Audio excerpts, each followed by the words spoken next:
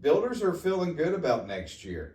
And if that's the case, then there's going to be more homes built. So you can look at it two different ways. So it really depends on the builder that you're speaking to. Correct. Because builders as a whole are very optimistic. But when you break that down, you have your national home builders who build all over the country.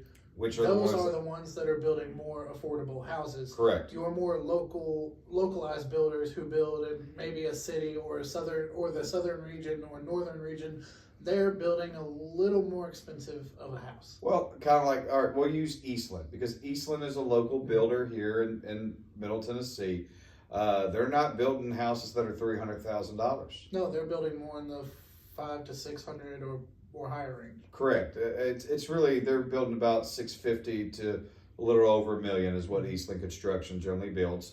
When they started out, and of course this was 30 years ago, they were building in the 300s, and but as 30 home years prices, ago, that $300,000 house is now worth over $1 million. So. Correct. As home prices continue to rise by the cost of the labor, your land cost has continued to go up. Those 300 houses have gone up. So you're right. They're not building the $300,000 priced homes.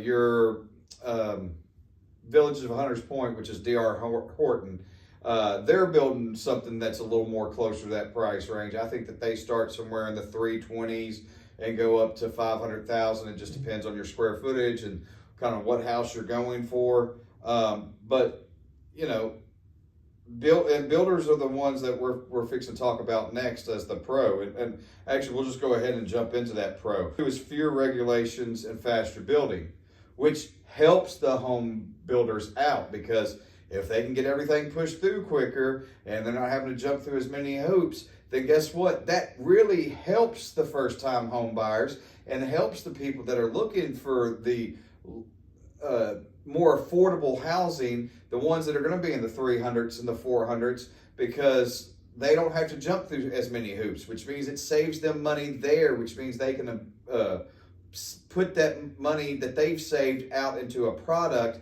by offering it at a little less cost than what they would have a couple of years ago because there's not as much regulation on the house. And I agree. If we can cut some of these regulations down, it will only increase the amount of homes being built, and it will lower the price of the homes, and it should save the home buyers money.